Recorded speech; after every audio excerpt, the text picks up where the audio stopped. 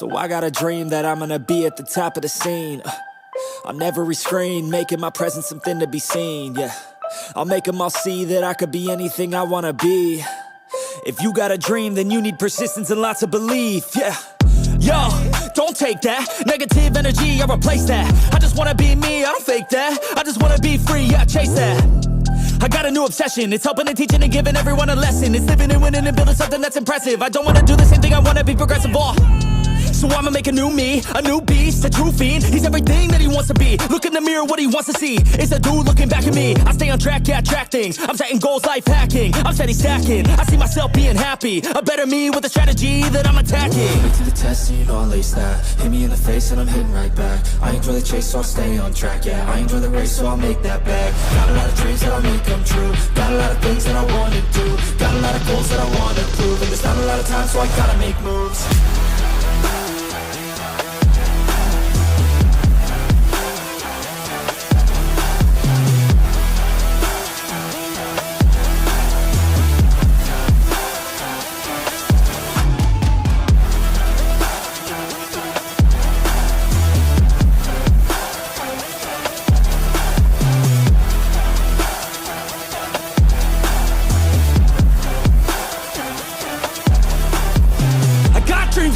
I wanna do. I got plans, got schemes that I follow through. I make all my gains from what I produce. I don't lose, I learn, don't get confused. Peace in the dark cause I work hard. So many nights sitting in the graveyard. And we are live today with Dapper Laughs, man. Thank you so much, man. I really appreciate it. A little bit different from where we first met.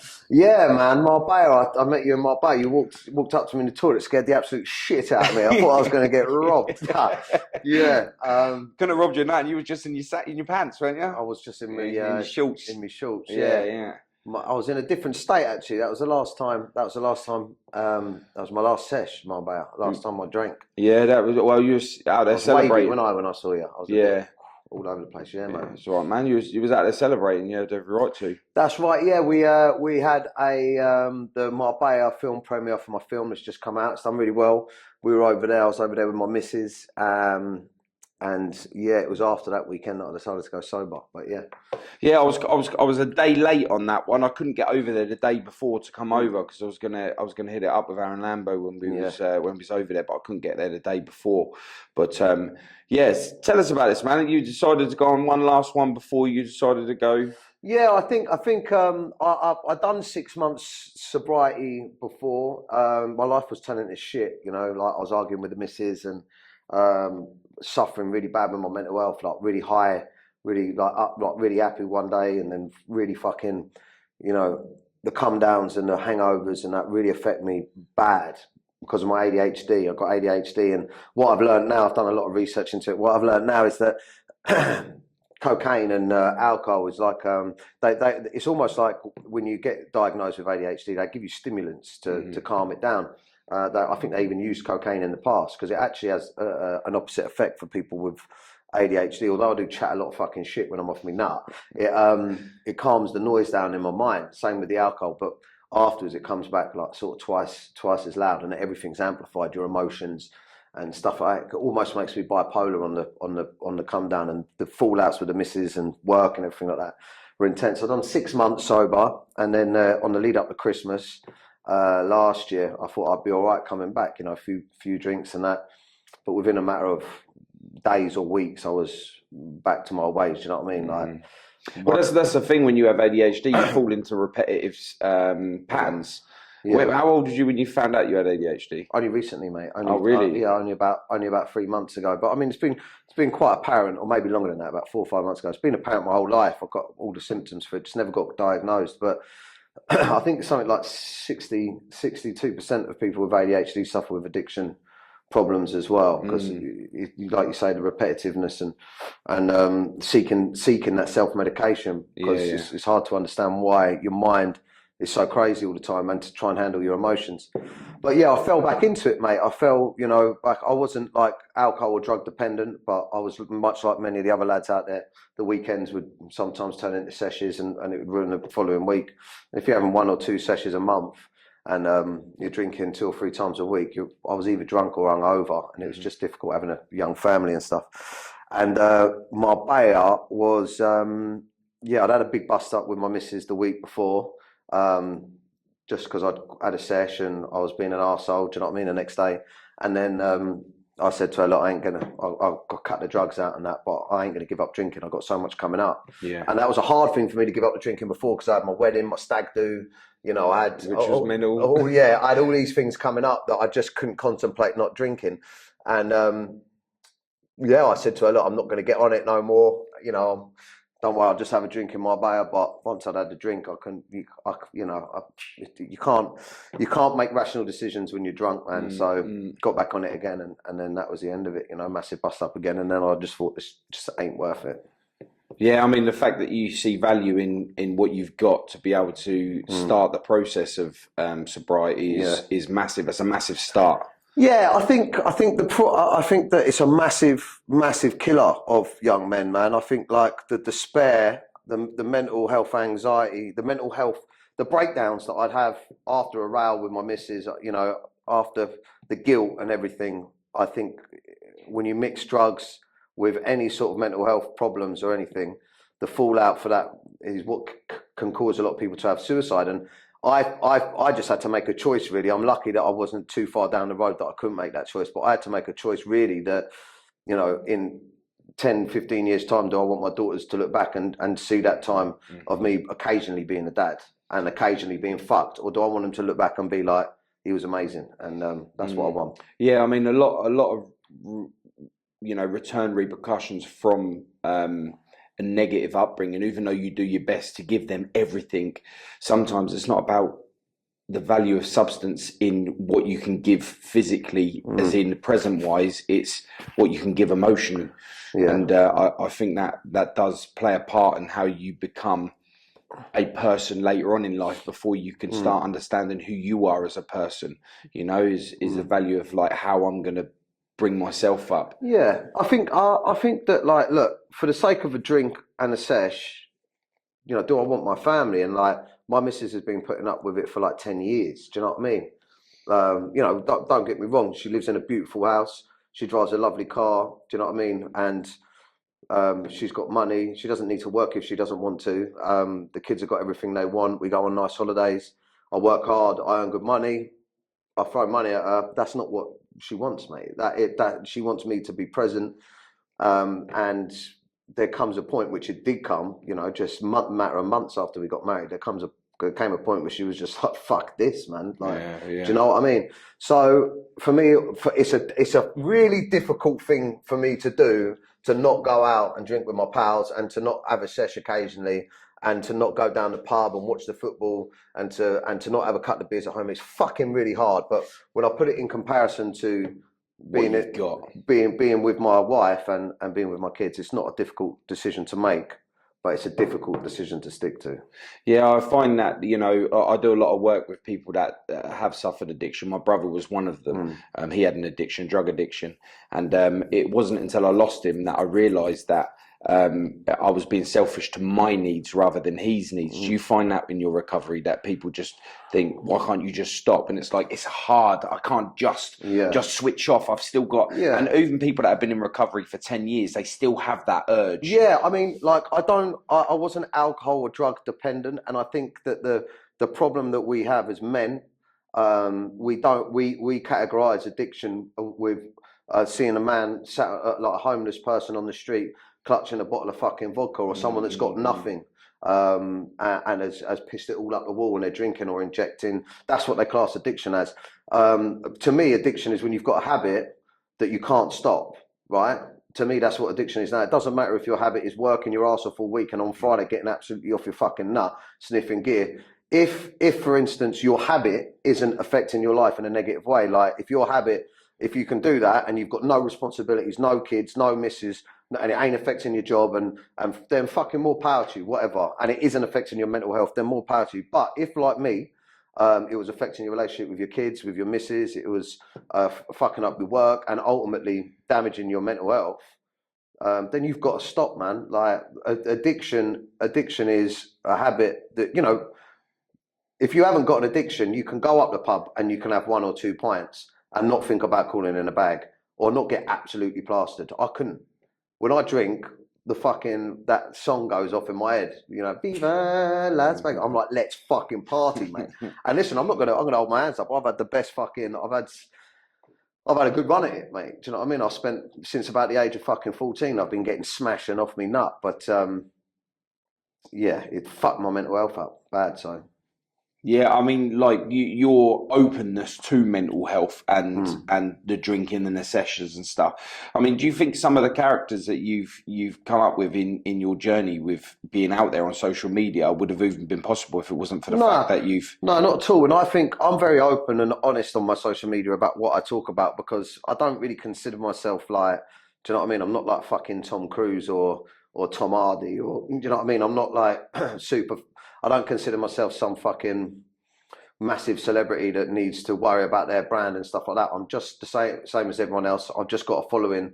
I want to do amazing things, like make films like I'm making at the moment, and sell out UK tours and fucking do all these beautiful things. But I don't see why I can't be honest and still do them things. Yeah, no, I think that's what makes you so beautiful to the people out there, that they can actually, normal people can relate to you. Yeah. There's nothing fake about you. Yeah. Do you know what I mean? I think it's important, you know, like, it's difficult for some of my mates to be around me now. I don't preach about it, but because the truth of it is I lost a load of weight. I'm happy every day. You know, I still wake up and I get anxiety and I get that negative thought loops in my head, you know, that, oh, fuck, this is going to be a bad day, or I'm not going to be able to do that.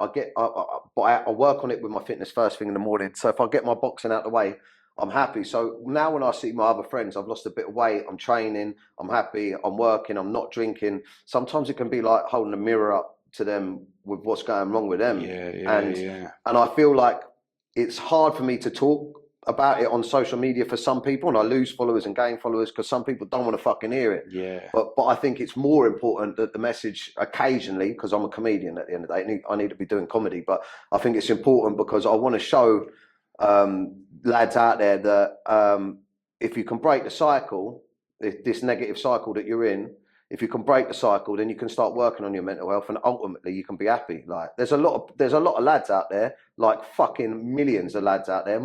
I'd probably say majority of all lads out there battle with negative thoughts every day and feeling like shit every day.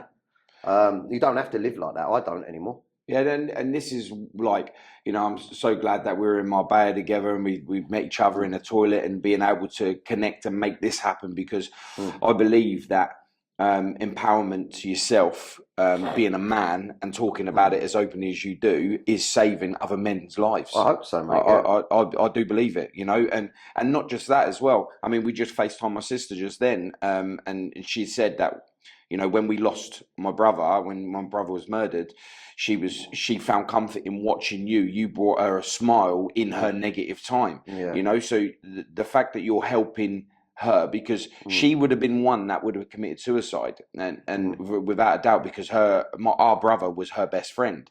So she was watching your videos. Yeah. And you was bringing her comfort because she used that as in she knew that my brother would have loved you too.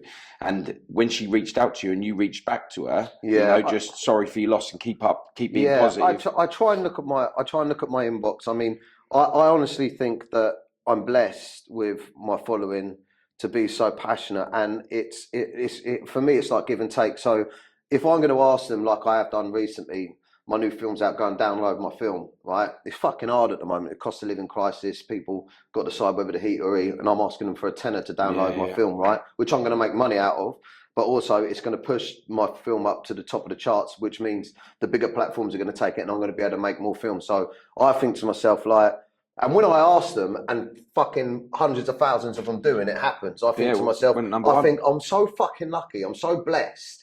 I'm so blessed that these people will do that for me, that I do try to make sure that, and I know it sounds wanky, to get in that inbox and to reply to people, to keep providing that comedy, you know, that free comedy that I can give them on the social media and stuff like that. And I think that, and also with the mental health stuff, I think that even though it's annoying for some people, I believe in karma. I think if I can try not to just take money and take opportunities, if I can try to give something back, which we don't all want to do, we're fucking busy, right?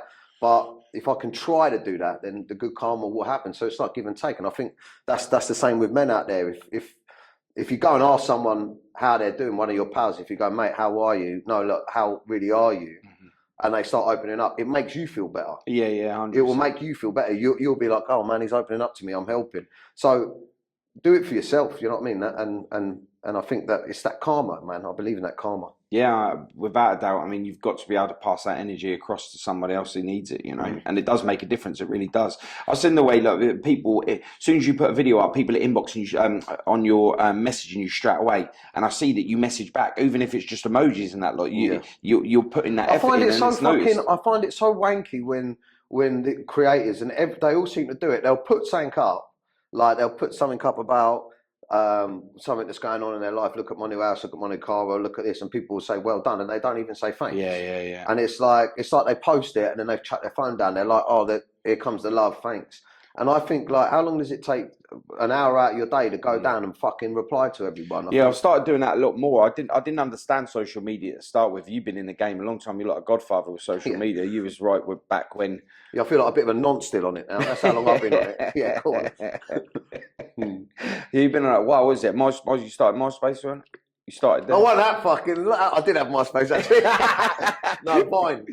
That was it. Vine, yeah. I didn't understand none of that. I never even had it. I couldn't get it. I just couldn't wrap my head around it. It weren't until Instagram come about that I was like, hang on a minute, I can understand all this stuff. Yeah. And then I started out with my tattoo page. You know what I mean? And that was like messages galore. I couldn't keep up with it. You know? Yeah. And you like.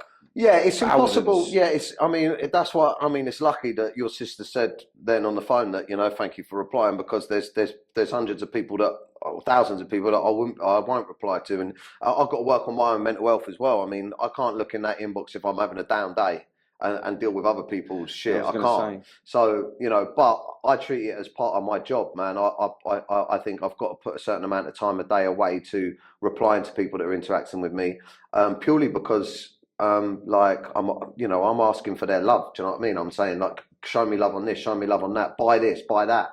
I mean, I think the currency exchange for me is that here's my free comedy every day. Do you know what I mean? Tune into my life every day.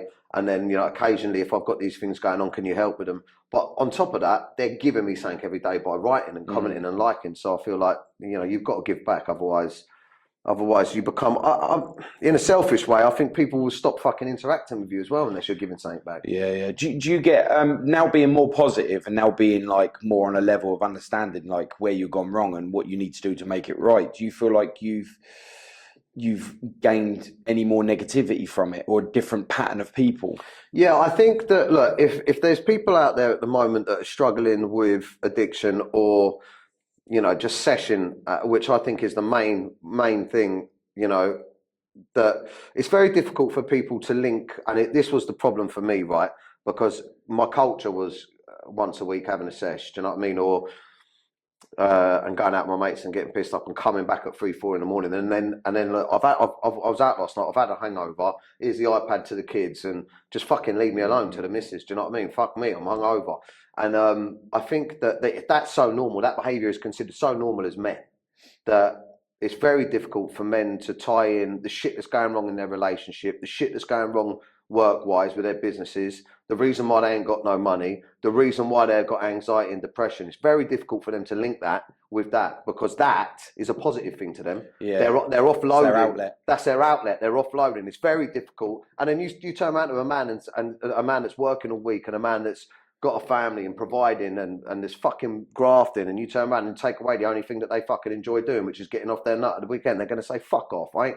I'm not interested. They're not ready for that conversation, which I wasn't. So putting that stuff out there on social media, I lose followers and I do get negativity from people. But unfortunately, this is my journey, man. You're tuned into my journey. Like, I spent the last 10 years talking about getting off me nut and having characters around, you know, like the Sesh Gremlin and stuff like that, you know, but I mean, even then the Sesh Gremlin was in my head saying, it's Friday, get on it. That was me coming to terms with my addiction, I think, and making fun of it. Like, you know, tragedy is the best form of humour. You got to laugh at these things, and you can almost use that as an excuse to go out. I need content, so I've got to go out and get it done so I can. Oh, mate, yeah. I mean, but unfortunately, you know, like when I was out chasing birds before I met my missus, and I I wanted to be a shagger and all that. That's shagger. That's why my that's I just picture you in a bush on the shagger. No, not like that. Yeah. No, but you know, when I was doing that, when I was out chasing birds, or I was living like with my mates, and I was a fucking geezer, that my content was based around that. That's how I got my TV show, Nicking Birds, and that's what I talked about. That was my. And then as I got a bit older, you know, when I got into business, that's what a lot of my content was around. And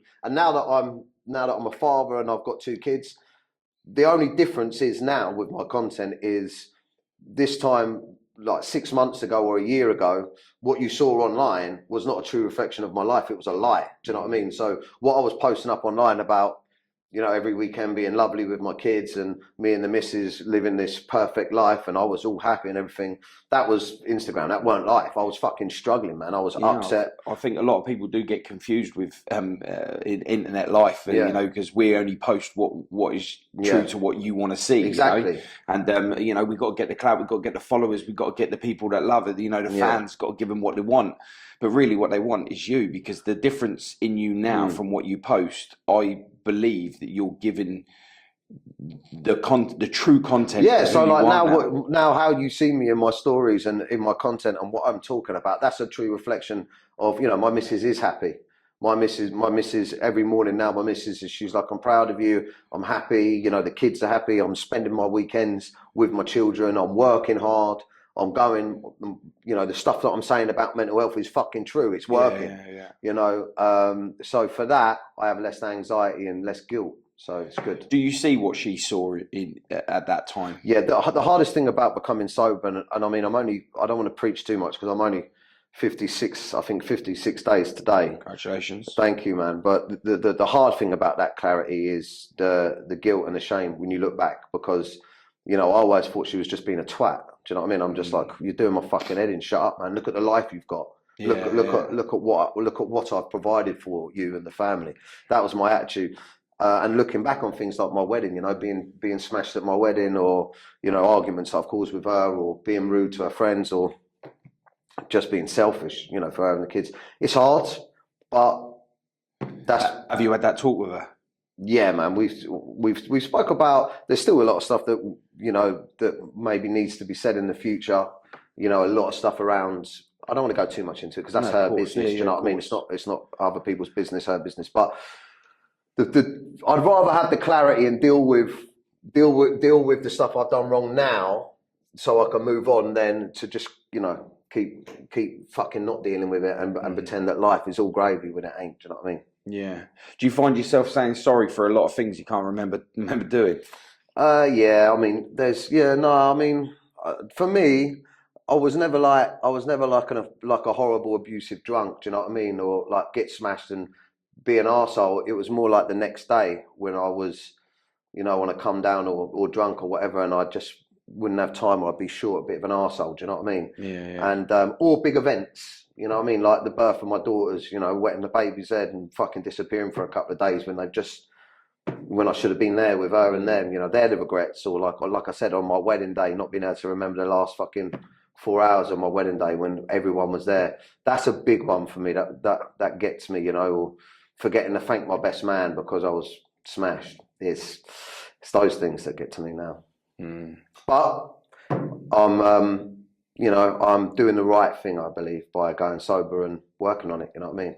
I think that's the biggest thank you and sorry all at the same time. Exactly that. You know, like my missus has been through enough. Like I know a lot of lads out there will be either they've split up, or they're going through a breakup, or they're arguing with their missus, and at the end of the day, you know, it's fucking actions speak louder than words, don't they? You know, I've got a long way to go until they'll all be like, oh, you know what I mean? It's changed. I've got a long way to go. Yeah, I lost a friend a couple of months ago.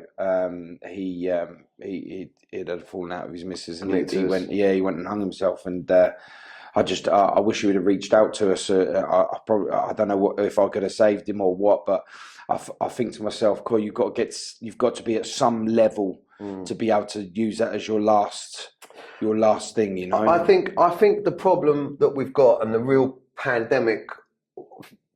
cause of the suicide pandemic in men is, now listen to this, I don't know if you know this, but like between the ages of like 18 and 25, men, the most loneliest are men between the ages of like 18 and 25 that suffer with loneliness. The most are men, right?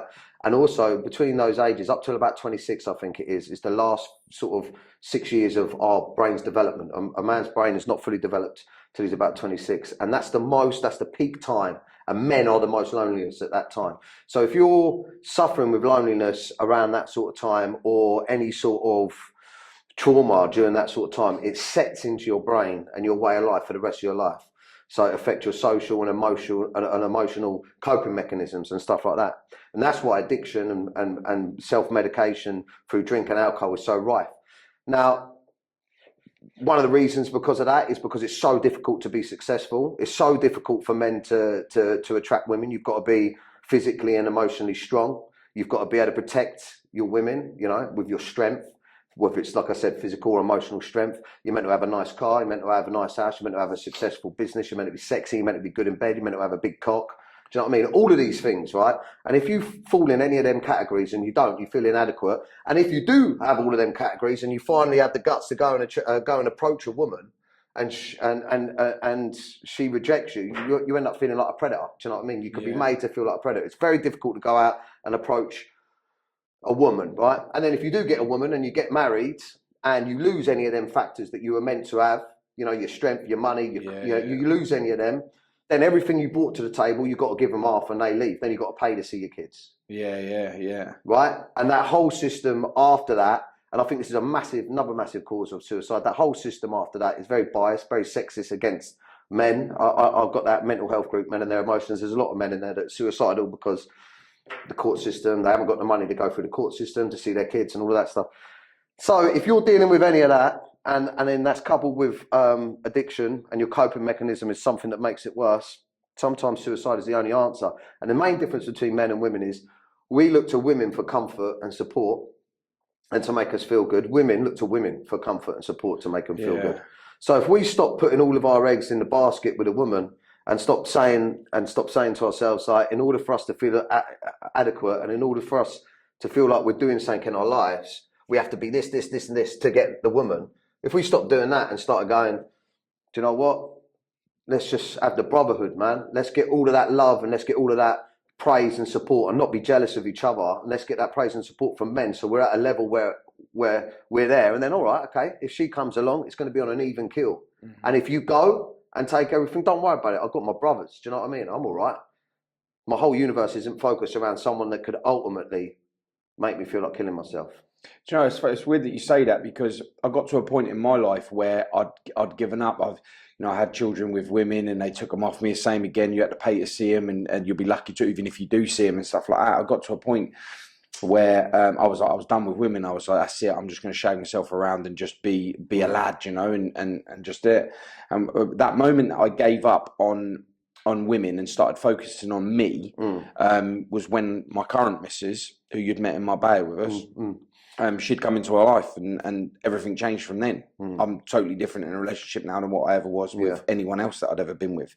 And that's because I started to understand who I was as a person before I jumped into another relationship. Yeah, I think the main thing, and this is what should be taught at schools, or this is what needs to be sort of taught to men, is that before anything, it's you first, man. Like you said, before anything else. Like, for instance, I know that I can't be the right person for my missus or my kids in the morning unless I've boxed or I've had my workout, right? Unless I've got rid of all my anxiety and my self-doubt. And trust me, I wake up in the morning and I think, fucking hell, how am I going to do this, man? Like, how am I going to be Dapper Laughs today? How am I going to be me? I don't want to do it. And because of my ADHD, and I think many people are the same, it's just like negative thought loops in your head, and it's very difficult. Once I fucking had my workout, had a fight in the gym, done a bit of sparring or whatever, I'm like, woo, I'm the fucking boy. And I come back and I'm good. I beat the day before it beats me. I feel good.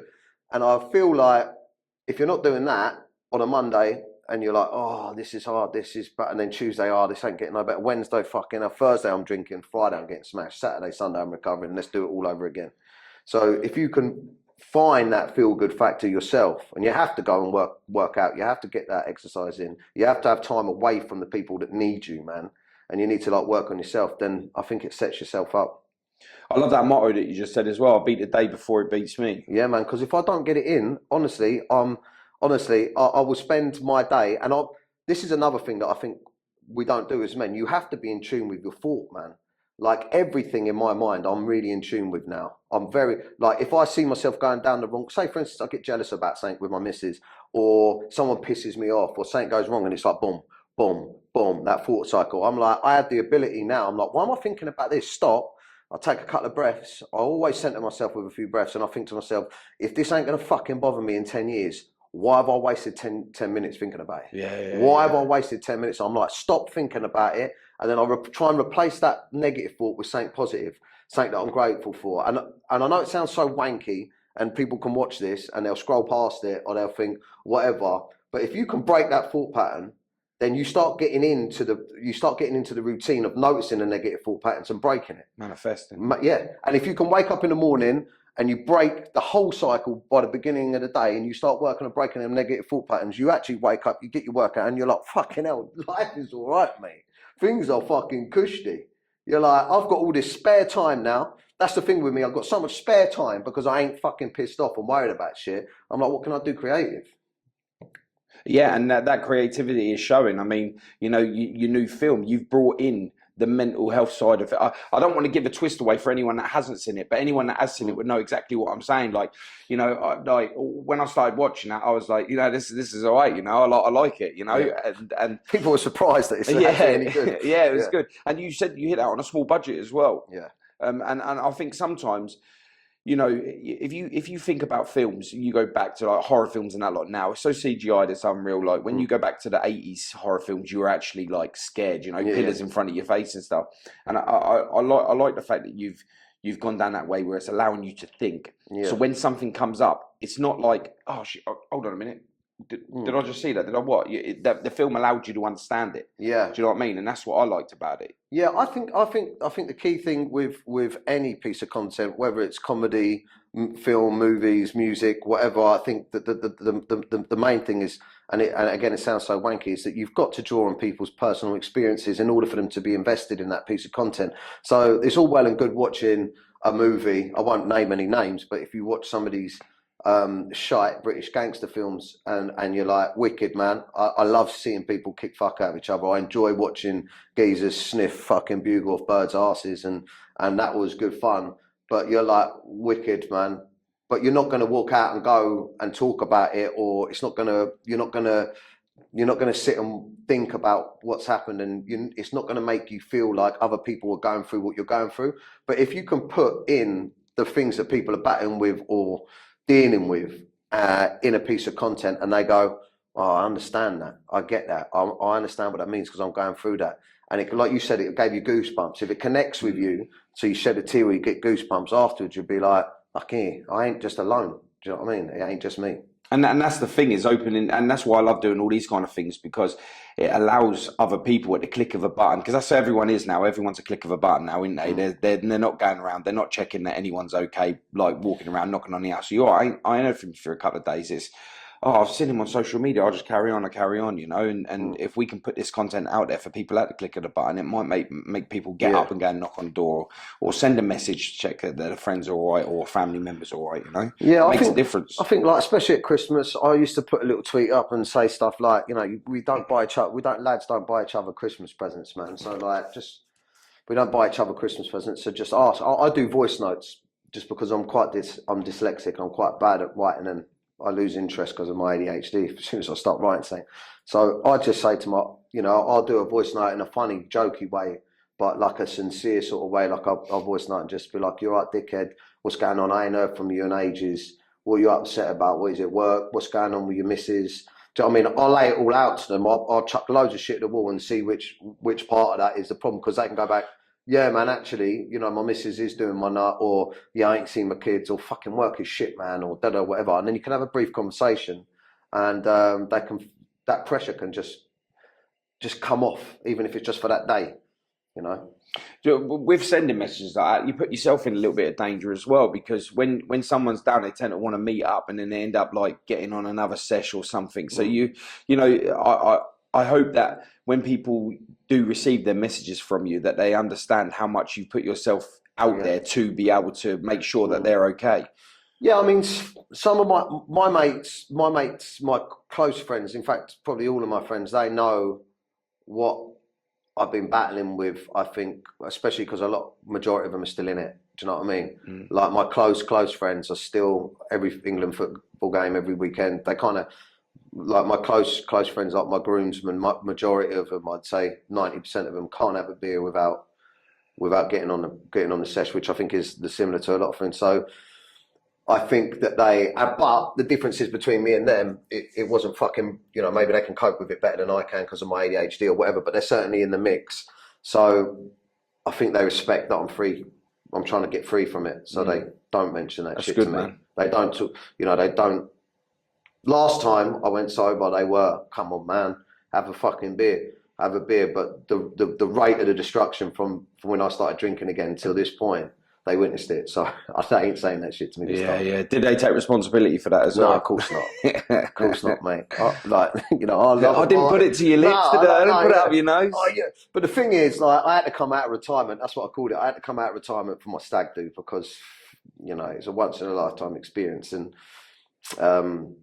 I just thought to myself, I think if you're out there and you're struggling with drink and drugs, I think don't put too much pressure on yourself to like just stop today. If you're watching this, just think, if you've got some big events coming up, or if it's Christmas, look at Christmas and just be like, do you know what, I'll get Christmas out of the way, and then do it in your own time, work up to it. But when you commit to it properly, and remember that you have to replace it with something. You can't just stop drinking and then just go about your life. I think it's really important that if you're struggling with drink or drug addiction, that you replace it with well-being treatment. You start looking into yourself, you start working on yourself physically, mentally. You pick something to do every day instead, like whether like with me it's boxing or it was running. You find something else to replace. I know they probably say that you shouldn't do this because it's another addiction, but the way that I think and the way that I feel about it is I've replaced negative addictions with positive addictions. The addictions that I've got now with my boxing or writing my journal or maybe my social media and work and stuff like that, although they can be seen as sometimes negative, they're nowhere near as negative as the ones before. So where have you become with this boxing then? Because you've got right into it. I'm fucking good now, mate. I was shit before. From the start when I first saw it to you doing some bits and pieces with Jazza and that as well, and. Yeah, I think when I done boxing, I boxed before, and I was just like windmilling in when I had my white collar fight. But that was like, a white collar boot camp, you know what I mean? And I was not a boot camp. I mean, my previous trainer, Matt, was brilliant, but it was like, group training. It was in a group atmosphere training, and I didn't really spar through it. Maybe I'd done like one spar towards the end up to it. Now I'm fucking in the fucking furnace, mate. Do you know what I mean? Like every morning I'm in there like hardcore fitness, and I'm sparring a few times a week. Like I've sparred twice this week already. I'm going down to a place in Old Kent Road to a boxing gym to spar a load of lads on Saturday morning. I'm fighting. Do you know what I mean? I'm fucking loving it, and I'm learning a lot about it's not even about like now. It's about the movement, the body techniques. Opening up, how much I can open up, and how long it takes me to recover while in the fucking furnace, while fighting. Do you know what I mean? So I love it. I'm coming out of it bashed up most of the time, but I feel like I'm making improvements, getting better. Yeah, I mean, it shows. It really does, especially on screen when you're on your phone and you're advertising yourself, and you've got your daughters there in the background with your advertising. You can really see where you are conditioning yourself physically and being able to manage yourself mentally. It's really visible because you're not just doing one and then I'll do that, then I'll come to do that. You're doing almost the impossible. And you're making it possible. You're working yourself out mentally as well as physically, and I think that as a combination, if you can get that right, really will help you massively. Yeah, man. I'm up at 4:30. This will seem insane, but I'm up at 4:30 every single day, even Sunday. I don't set an alarm. My mind starts working. And I'm about 4 o'clock, by 4:15, I'm out of bed. 4:30, I'm downstairs in front of the computer. I've done my day's work by about 8 o'clock in the morning. I've done my emails. I've got into the gym. I've done my sparring, done my boxing. I've got back. I've had a shower just in time for the kids, to get the kids ready. I do the school runs now because my missus has got a new job. So I do the school runs, and then by the time the school run is finished, I'm like, fucking hell, man, what fun shall I have? Do you know what I mean? What creative fun shall I have? So if I can get a video made, something funny, something juicy, see what's going on in the world, get something out by 12, start chilling out, and yeah, man, it's. I feel good. I feel good. I miss a lot of aspects of my old life, but I feel good and I feel powerful. Like I definitely doing physical things, working out in the morning. You know, I hold myself different. My body looks, my birds, do you know what I mean? She's on it a little bit more. Do you know what I mean? It's all good, man. It's all great. Which is, you know, how much that makes us happy. It makes a massive difference. It makes a difference, yeah. You know what I mean? When your missus is after it, you're like, fuck, you know. I'm doing all right. Yeah, I might get back on the sesh. No, yeah. That's good. I mean, and you seem to look like a really good dad as well. Your girl's jumping all over you, like you love you. Even when you're on, I am now. Yeah. No, don't get me wrong. You probably hated some of the way that you've been in the past, but when you're on your lives and you're in your room with all your posters and that, and your memorabilia in the background, and you're doing a video and they're just jumping on you, I smile. I just sit there and I think to myself, that's brilliant. Yeah, I mean, man. Don't get me wrong. They do my absolute nut. They're 6 and 3 now, 6 and nearly 4, and they're fucking mental from the moment they wake up. But the good thing is I've got patience now, whereas before I wouldn't have patience. Do you know what I mean? Because like I said, I was even... And the mad thing about drinking, it's such... I've learned so much, is like, you don't realise, but you're always waiting for the next time to have a drink. You're like, when am I going out? What am I doing? Do you know what I mean? And now that I have no social arrangements waiting for, all of my time that I'm waiting for is for them to get back from school, or like we're going to Panto today, you know, and I'm genuinely happy and invested in being there, not pretending that I am. Yeah. And I can deal with them jumping all over me and not being like, fuck off, I'm trying to work. Yeah. So yeah, I think as men, let's just put it on the table and be honest. We work out how to be dads on the fucking job, right? Yeah. And we're pretty shit. We're pretty selfish and can be pretty shit at it. But there's always time to improve.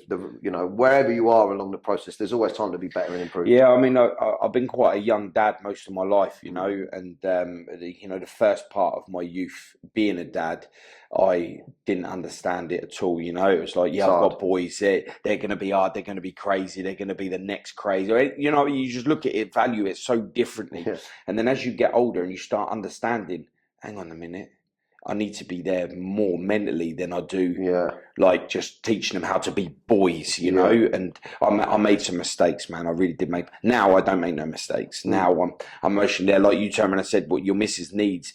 You were just saying, you've got the car, you've got the house, you've got this. None of that actually makes any difference if you haven't got that free stuff, love, loyalty, respect. You know, all of that stuff, time. You know, and that's a big difference. I work all the time and I'm not there. You get to do the school run. I'm a bit jealous of that. Do you know what I mean? Yeah, I mean, a lot of my friends take the piss out of me. I'm not going to lie to you. A lot of my friends take the piss out of me. Oh, what, you work and you do the school run? Oh, and I think I actually used to have I used to have quite a sexist, negative viewpoint on a lot of this stuff. I used to think to myself, well, look, I'm bringing the money in, so why the fuck should I have to take them to school? Or I'm bringing the money in, why should I be cooking their dinner? I'm bringing the money in, why should I? And through my sobriety and clarity, I'm like, why the fuck wouldn't I want to do it? Why, you know, how many men out there that are watching this have got no choice, but they have to go to work at a certain time. Yeah. They have to be back at a certain time, and they just see their kids just before they go to bed. How many men out there? A lot. I'm one of them, man. Yeah, exactly. So I'm one of them. I'm so fucking lucky that I can pick and choose when I work, and I don't want to take that for granted. I don't want to take that time for granted. But the only way that I can give myself to these two beautiful baby girls, is through sobriety. And that's what I tell myself every day. And it chokes me up a little bit thinking about it, because I can see it'd be so easy for me to have a negative thought, or my mind to trick me into thinking, do you know what I mean? I'm all right with drink. I could go back. And it pains me to say that I'm not, because of all the good times I've had with it. But, you know, it's just those faces that I've got to think about. You can tell it's a struggle, can't you? Yeah. And you know, like, respect to you, you being able to say it, especially knowing it's going to go out to everyone to see it. And that's one thing that I have loved about you as a person, is that you're not afraid to be a man and to say all the things that people would look at as weak, you know. And more power to you, and more power to men out there that see that as a positive as well. And you know, being a man myself, it was a long time, and a lot of trauma that happened to me in such a way where it should have brought me to suicide. It should have brought me to suicide, but it didn't. And it's made me a better person. With that, I'm able to help raise awareness with people like yourselves, my cameraman, you know, and we're able to go across country, across different countries all over. When we were in Marbella, when we met, I was over there podcasting in Marbella, you know. So like we get to travel out, and it's important that no matter how far the distance is, the message is worth it. Yeah, I think that, you're lucky that you survived the things that you went through. You are very lucky, and that's more power to you. And that, you know, there must be something inside you, or a reason why, you know, and you're using it for the right use. And I think that it's important that we say to men out there that if you're self-medicating, and if you're covering up your issues and your problems and your struggles with drink, and especially drug use, it might be all right today, it might be all right tomorrow, but you don't know what's around the corner, and you've got no idea what you've got to deal with. Say, for instance, your mum drops down dead, or you lose a child, God forbid, or something happens to your business. That's going to be the test, whether you're mentally strong enough to deal with your life. And trust me, if you're still in that loop of smashing the granny out yourself with drink and drugs, you might not survive that. That's an important message. I think. Yeah, no, I agree, and I think like it's a shame that there's not things out there for guys like sobriety meetings and stuff that could help people, because I find a lot of people, when they're at their worst, they go to sobriety, they start to understand who they are, and they start to understand why they're doing it, or why they did it. And I think, you know, it's difficult for me, because I wouldn't want to fucking listen to me going on about it if I was, you know, going out. But like I try and say to people, my message isn't for people that can enjoy the occasional beer or even the occasional toot, you know, and it doesn't grip them and doesn't fuck up their weekend. You know, my message isn't for you. You know, if you can go out and have a couple of beers and then leave it for a couple of weeks, or you can go out and have a couple of beers and don't get on the packet, or you can get on the packet once a month and it doesn't affect you, then my message isn't for you. More power to you. You're lucky. Enjoy yourself. My message is for the people that are tangled up in a fucking cycle of either being fucked or being hungover.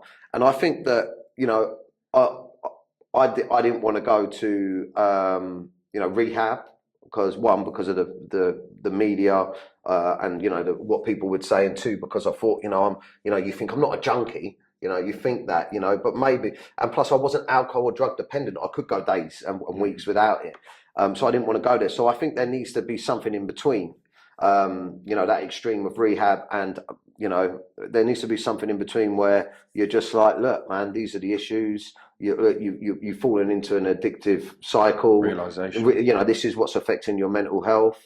If you swap the drink and the drugs for mindfulness, well-being, reading about well-being and fitness, just fucking look at me. I'm 56 days into it, and I feel the best I've ever felt in my life. And I'm not bullshitting. I'm 56 days into it. I still have my moments, but I'm 56 days into it, and I'm like, I feel fucking powerful, and I'm excited about the future, and I'm proud of myself. Do you know what I mean? I'm proud of you as well, man. Thanks, man. No, I mean it as well. Like, I'm not just sitting here filling you with air. Like, I've watched your journey. Do you know what I mean? I've been there and visualized it in person. You know, like, and now you're a totally different person. I see that picture when you posted that picture. That's why I never share. I mean, I've seen that a couple of times. I look a fucking mess, man, in that picture with you, and that was only what, I don't know. You know, that wasn't long ago. You know, I was overweight, bloated. You know, I was off me nut as well. You know, that's not. It's not. And the mad thing is, I thought I was enjoying myself. You know. Yeah. Crazy. Yeah, I mean, like, seeing the pain in your face and that, I'll take that down for you. No, leave it. No, leave it. I don't mind. I'm not ashamed. I'm not ashamed of. Look, listen. There's millions of lads out there that are doing it. I'm not. You know, I'm not ashamed of who I am. You know, it was my right time. You know, that pain that I feel looking back at some of them situations it was just my right time. I was going through that pain because it needed to stop. Do you know what I mean? It wasn't fun for me anymore. I really think that, you know, the problem with coke especially, like I said, I wasn't a daily user. There's a lot of people out there in a lot worse situation than me. It was just, you know, when these big events were happening, or, you know, every other weekend or something like that, or whatever, you know, how it crops up. And I think the problem with coke is, you know, you start doing it and you don't want to give it up because it's good fun. But then you'll get to the point where you want to give it up, but you can't, because it's just part of your habit, man. You know, a couple of beers in, someone goes, fucking, should we make the call? And you're like, fuck it, why not? But then you fast forward to the next day and next morning, and everything's gone to shit because you've been selfish and an arsehole. There's only so much of that you can take, you know what I mean? Do you remember the first time that you done it? Mate, I must have been, I was young, must have been about 15, 16, younger than that, yeah. Just the same as everyone else, I think. You know, it's just part of growing up, I think. You know, I don't know anyone that don't do it. Really, that's weird, isn't it? Maybe a couple of people, or that haven't done it. I mean, do you know what I mean? I've never done it. Oh, really? Yeah. Well, that surprises me. Yeah, a lot of people do get surprised by that. Yeah, Really? I've never done any drugs. Really? Yeah. I don't drink anymore either. Was you a big drinker? I used to drink a fair amount, but like I'd never really been like mad for it. I'm waiting for a heart transplant, so I'm not allowed to drink anyway, you know. So Wow. like, yeah. How long have you known about your heart? Have you got a problem with your heart? Yeah. Well, I was born with it, and I didn't realise. I was born with a condition, it's oversized heart wall. Right. And then I didn't realise there was a problem until I had my first heart attack when I was 29. You're lucky you never done coke then. Yeah. So like from that point, I've had like 7 heart attacks. I've had a stroke. I've had like, you know, since you've had some life, haven't you? Yeah. So I've been 5 years. I've been on it now. I have to get my heart measured every 3 times a year at Patworth. So I go down to Patworth, sit in a massive machine, do that 3 times a year to make sure it's not grown. It's slowed down. The rate of the growth has slowed down. So I'm happy about that. That's good.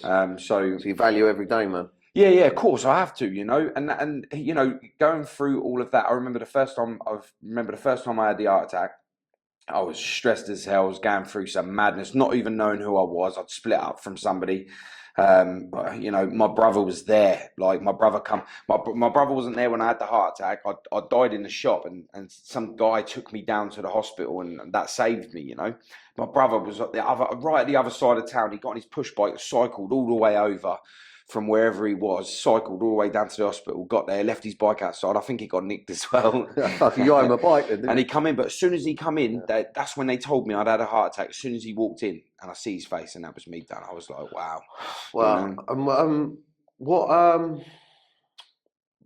and your brother, God rest him, your brother, he was the opposite. He was into his drugs, was he? Yeah, complete opposite to me, like absolutely massively opposite. But I'd grown up like believing that that's how I was, and this is why I say to you earlier on in the start of the, you know, little feet follow big toes, you know. They literally will walk the walk that you show them, you know. And when I was growing up, that's all I saw. I was like, yeah, my brother was well liked, he was loved, you know, and he was out raving, and he was on decks, and he had dreads, and you know, I wanted it all. Like I wanted it all. I was the white boy that wanted dreads and wanted to do everything that he wanted to do. And as I got older,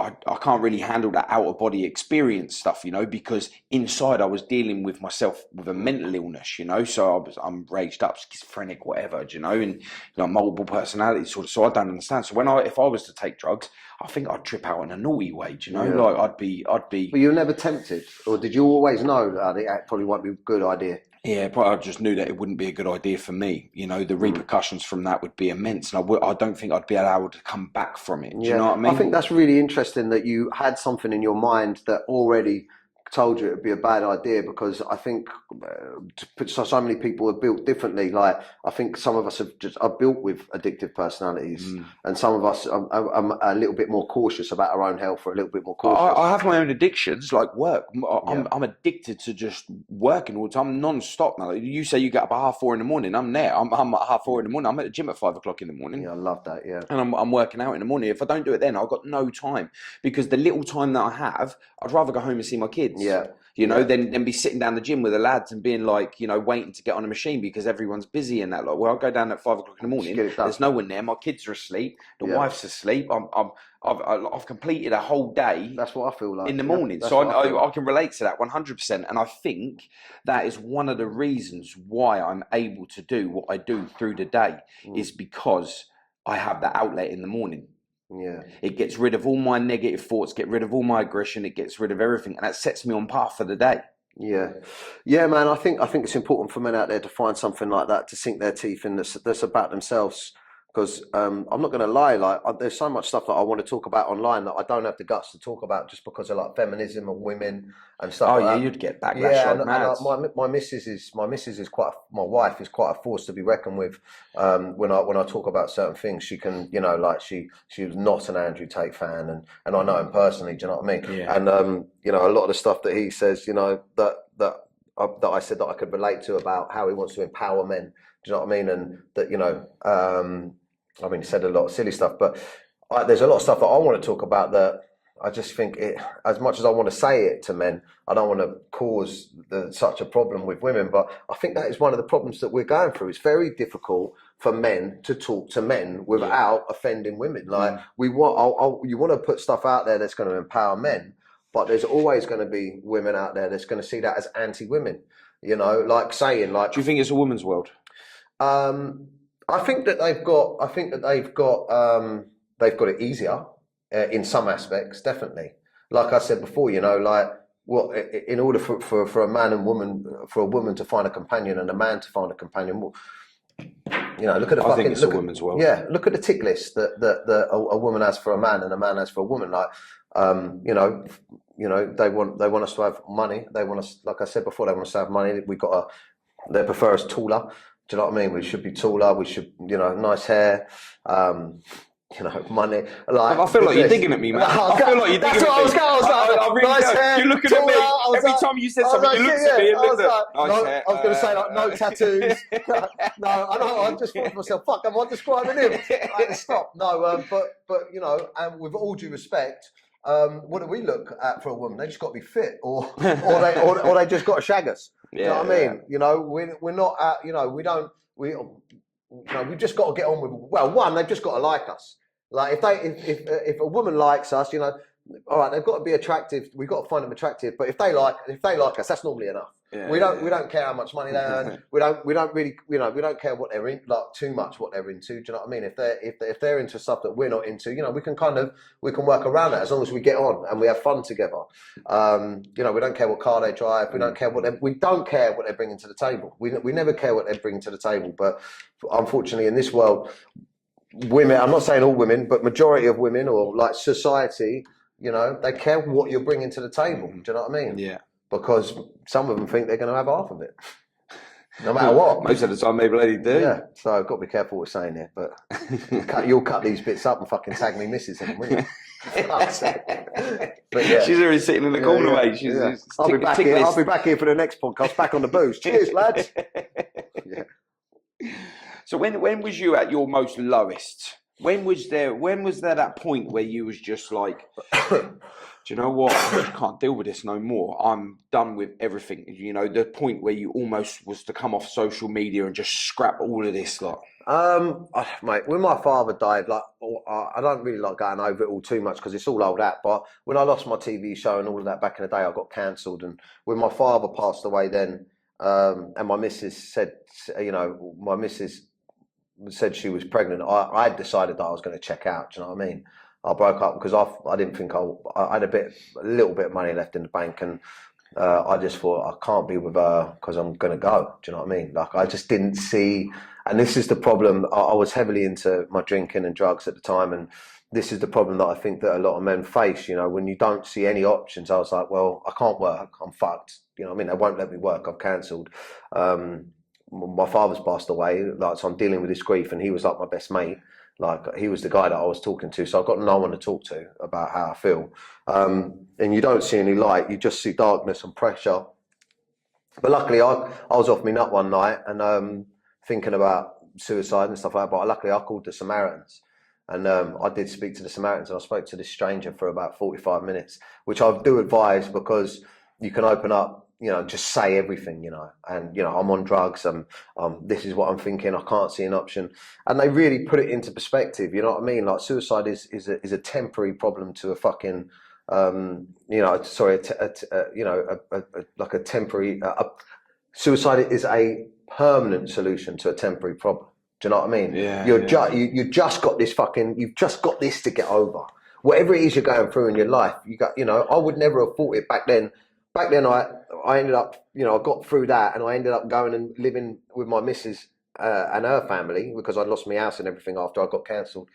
I ended up going and living up in Manchester and sleeping in their spare room, the box room, for a few months. You know what I mean? While I pulled my shit together, while I grieved, they looked after me. They fed me, they watered me. I had no money, I had nothing. I had a car, a dog, and a pregnant missus, and at that point in my life, I never would have fast forwarded to this point in my life, which I don't know how many years ago it was, but where I'd have a new nice house, a nice car, I'd be working again, making films.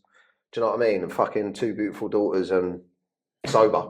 Never would have thought it at that point in my life. Power of change, right? Fucking right. I just decided, nah, fuck this, man. Head down, fucking arse up. I'll take the fucking for now. That I'm getting, I'll get that, I'll take that in the arse for now, how I'm feeling, I'll take it, but I'm fighting. I'm going to be like, right, what do I need to do? I need to sort my nut out. How can I sort my nut out? I need to get fit.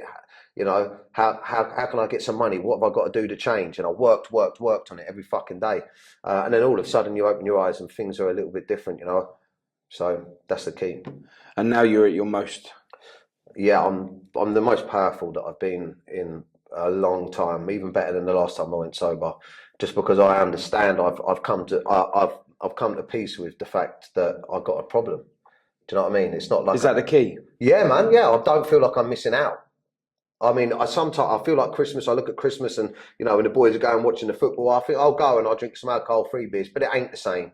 So there's occasions where I feel like I'm missing out, but in general, my whole mental attitude towards it now, knowing that I had a problem with drink and drugs and it was affecting me so bad mentally, now my way of thinking is I'm not missing out, I'm free of it.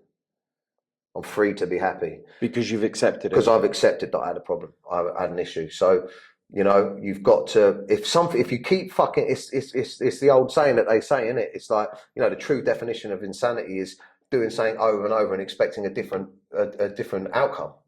If you keep on drinking and drugs and it's fucking ruining everything around you, why do you continue doing it?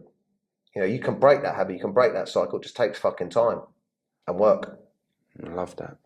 Fuck me, I'm intelligent, aren't I? You fucking, you give me goosebumps yourself, mate. Like, fuck me, mate. Shit. I should be one of them inspirational talkers, straight. You're more inspirational than what you realise, mate. I'm telling you that now. Oh, wow. Thank you. I appreciate that. Nah, I mean, honestly, if you can connect, you can connect to the amount of people that you connect to and the way that you are, still keep your following, still gain new ones because of it, and you're empowering men, not like Andrew Tate. And I know that some of the things he does say is like, I can see where he is with that. And then other times he says stuff and I'm like, that's a bit risque, that one. And you can see why he got cancelled, but at the same time you can see why men want to listen to him. Do you know what I mean? I think I went through a similar thing. You get tight, you get caught up in the controversy going viral. Do you know what I mean? The controversy gets you more attention. And people want you to trip up. That's the thing.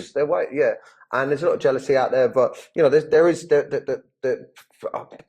my missus would kill me for saying it, but there's a lot of positive men can take from some of the stuff, from a lot of the stuff that Andrew talks about. There is a lot. If you look for it and you listen to there's a lot of positive in there. He has said stupid things in the past, but so have I. Do you know what I mean? I'm not the man I was 10 years ago or 5 years ago or even fucking 6 months ago. I'm not the man I was. Do you know what I mean? Well, you're definitely a different man to what I met a couple of months ago. Wow, yeah, you're right. Absolutely massive visually, and the way that your mentality is as well. You're right. You are right. I was probably fucking riddled with anxiety when I was stood talking to you. Do you know what I mean? I think you wanted to get out of the toilet. You didn't know what was going on. It was like, let's go stand outside. yeah. Well, you would. Yeah. Someone like looking the way you do, walks to the toilet, and goes, "All right, mate, I know you." You're like, "You fucking don't." But yeah, man. Yeah, it was crazy, man. That was surreal. Man. I didn't even know. Like, I was just like, I didn't even need a way. I was like, I'm going off for a wee. I was playing pool, and I come in, and I just bumped into you. It was like it was meant to be, because I was literally. I said to you when we were there, I was literally talking about you the day before with Jazza. Oh yeah, Chaz is a great man. He's a fucking lunatic, right? And he does some mental shit. You know what I mean? Like the other day, he sent me a video of him fucking cutting up a metal, like a metal grid thing, naked. with his fucking dick. I got that. Like, surprised he didn't chop his knob off. But I think it's so small, he wouldn't. Well, he should have put it up. No, that's what we said to him. Like, you think you'd be older? That's why no one's ever seen my dick because it's shit. But he loved getting naked though, didn't he? he fucking hell. I've seen his cock more times than I've seen my own. But he don't want nothing from me. Do you know what I mean? And a lot of people that are in my industry that are trying to grow their following, they can really leech sometimes. You know, especially if you're drunk and you're not, you haven't got your senses about you. You can really get taken advantage of. But Chazza, he through my quiet times on social media, through times where last time I went sober, like he'd regularly come to me and go, "You've got to stop, mate. You got where the party was going on, wherever he was, he'd come to me and be like, "You got to stop, man. You don't look good." Or he'd be like, "What are you chatting shit about? And do you remember what you did last night?" Or, or when I'm down and I come off social media for a couple of days because I want to come down or whatever, he'd be in my inbox or he'd be texting me going, "You all right? Keep your head fucking up." Like he'd see my patterns. He was in tune with it. And then when I decided to go sober, he's like, "Right, I'm like the last time." He's like, "I'm coming with you," and he came to my house every day and ran with me for like 5 miles every day. He's a true pal, and he's been through it himself with addiction and everything like that. And he comes down and he spars with me, man, and he don't take the piss because he's a fucking good boxer. Do you know what I mean? He was a pro, wasn't he? And he had a title shot and everything. And he comes down and I mean he opens up on me, but nowhere near like what he's capable of. Yeah. So he's a genuine guy. I stay in contact with him a lot, so we throw messages back and forwards to each other. So he's a good guy. Yeah, he's a liability to be around for too long. Not mean you could spend about an hour with him. I've been to two functions with him, and he was staying absolutely sober for his fight that he had. So he was on water most of it. So it was we had a laugh. We had a proper laugh. Yeah, he's still a lunatic. Isn't he? He's still nuts on water. Yeah, I done my stand-up show at the Indigo at the O2. Sold it out 1,500 people there. Yeah, I tried to come. I didn't get no tickets. Yeah, and he managed to get past. I said to everyone, I said specifically to Cole, my business partner, who's a good friend of Chaz's as well, I said, "Do not let that fucking prick backstage and don't let him on the fucking stage." And somehow he got on stage in a fucking mankini, mate. Mankini, I saw it, yeah. Lunatic. The crowd went mad. Yeah, I loved it. I've got to admit, I was kind of like, well, I hope he does get past security, and he did. But yeah, he's a lunatic. Yeah, everyone needs a pal like Chazza, and if you're going through a positive change in your life, that's what I want to promote, man. If you're going through a positive change in your life, don't be scared to push it on your friends, man. Yeah. Don't be scared to, like, fuck it, I'm pushing it, and Chazza pushed it on me, and it helped. Yeah, you'll be surprised how resilient your real friends are. To being able to be there for you and visually seeing it and helping you, like just literally getting at you. So, where's the future for you, then, man? You're just smashing it in a minute. Films. Yeah, I'm feeling stand good. up. I'm feeling good. So, mate, next year I want to do. I've got like. Me and Carlos. We've got a film company called Hyper Films. We've got some investors, and I learned how to make a film when I made The Last Heist. I learned how to do it. I'm working well with Terry Stone. Me and Terry Stone, he's a big film producer. We used to clash. We've got similar, we're like both alpha males, and we used to clash a little bit. But he calls, I think now because I'm sober, and he calls me rational. I'm a lot more rational now. So we're working well together. So we'll have some projects next year. But me and Carlos got a film production company. We've got a lot of films on the slate that are either in like pre-development or like script writing stage and stuff like that. So we're just working on a lot of things. Stuff will slowly filter through, and I'm just enjoying my spare time. Just going to work on them big projects, and I want to get a film based around addiction and mental health out, like a hard hitting film. I want to do different types of acting, like an offset to Train Spotting kind of. Yeah, or more like Neil by Mouth. You see, like raw, gritty. I want to do some proper acting. I don't, something that people watch. It's difficult to watch, and people can see me outside of Dapper Laughs. Do you know what I mean? So I'm just going to work on improving on my acting and just try and stay sober and be a good dad, man. Like, yeah. It's working, man. Yeah, it's working. It's been a good chat, mate. It's been absolutely amazing, and I'm really glad that we had the opportunity to be able to do this. Like really, and I felt like a counselling session a little bit. You ain't the first person to say that when they get podcasted by me. Yeah. You're surprised visually because of how he looks, how easy he is to talk to. Do you know what I mean? Because you have got a scary, like, but once you start talking, he's like a big teddy bear, isn't he? I mean, I'd still go and get over and I'd say, go, fuck me, mate. We need to get out of here. You're scaring me. I thought you was going to jump me. Oh, yeah. Well, I probably just had a fucking line. I was like, like, shit. Who's like, he? Yeah. Is he real? You Yeah. I'm like, fuck, are you the real Seth Gremlin? Right. Going on my head. Yeah. Oh, I love it, man. But no, I really appreciate you, man, and taking the time to come down here today. Yeah. And to help do this with me and spread that message. You know, Yeah, get it out there. empowerment of men. You know, for sure. And is there anything you want to say to anyone that's like hitting rock bottom right now? No. You got to remember, it's this time of year. We're well into that season now, like where it's like Christmas. A lot of there's men out there that have lost their kids. There's men that are separated. There's people. You know, you get to that Christmas period where you're like, I should be around people now. I should be, I should be around my family and stuff like that. And it's a real rock bottom time for a lot of people. Yeah, I think what I'd say is I've got a group on Facebook called Men and Their Emotions. We've got 25,000 men on there. It's free to join it. You just click on join the group. And the beautiful thing about it is you can post anonymously on there.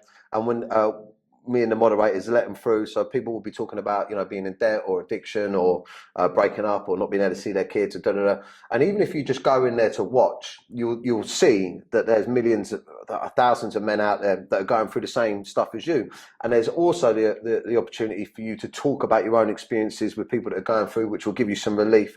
But the most important thing I think that we need to understand is that you can't just continue down negative paths without repercussions. So if you're not looking after yourself mentally and physically, it does have an impact. Yeah. So take that into consideration. You've got to help yourself, right? You've got to help yourself if you're not feeling right. And secondly, listen, life is shit. It throws curveballs at you. You've got to be mentally strong to deal with it. But everything's temporary, man. Everything fucking changes. So whatever you're going through now, if you can just get through it, it's normally the universe's way to check you deserve what's next, which will normally be a good thing. So believe in the universe, man. That's it, man. Do you know what I mean? And yourself. That's it. Look, good things happen to good people, and I think the universe wants to check that we deserve shit before it gives it to us. So. Yeah, self-love is first love. Yeah, for sure, 100%. Definitely. Thank you, man. And look, I'm going to have a new podcast out soon. It's called Menace to Sobriety. So check that out. Join the group, Men and Their Emotions, and obviously me. Dapper's Instagram if you want to laugh. No dick pics though, yeah? I'll get jealous. Brother, thank you so much. I really appreciate it. Thank you very much. Unless you're Chazin, then you can send them all you want. Yeah, mate. He's just got some mushroom dick. Appreciate it, man. Thank you.